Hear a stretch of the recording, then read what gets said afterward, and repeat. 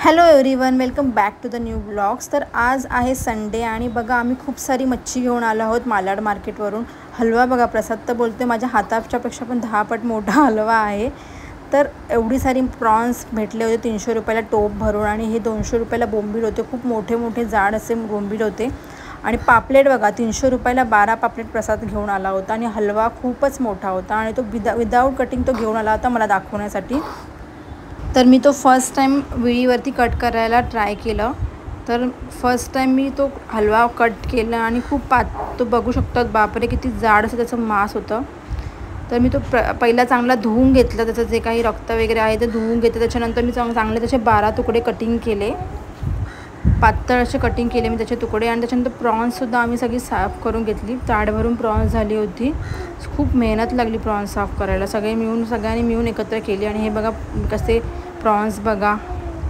आणि बोंबीलसुद्धा चांगले धुवून साफ करून ठेवली आणि आम्ही सगळी मच्छी फ्राय करण्यासाठी स्टार्ट केली। त्याच्यामध्ये हळद, लाल तिखट, आलं लसूणची पेस्ट मॅरिनेट करून मी साईडला ठेवून हलव्याची साईज तुम्ही बघू शकतात, खूपच मोठी अशी त्याची साईज होती। त्याच्यानंतर बोंबीलसुद्धा सेम आम्ही मॅरिनेट करून साईडला ठेवून दिले। अशा प्रकारे सगळ्या मच्छीला मसाला लावून ती साईडला ठेवून दिली। बोंबीलसुद्धा मस्त मॅरिनेट केले। बोंबीलची साईज तर बघा तुम्ही किती मोठी साईज आहे, मजा येणार आहे। ॲक्च्युली मी डीप फ्राय करायचं प्लॅनिंग होता, पण नंतर मग विचार केला की नेक्स्ट संडेला डीप फ्राय करते।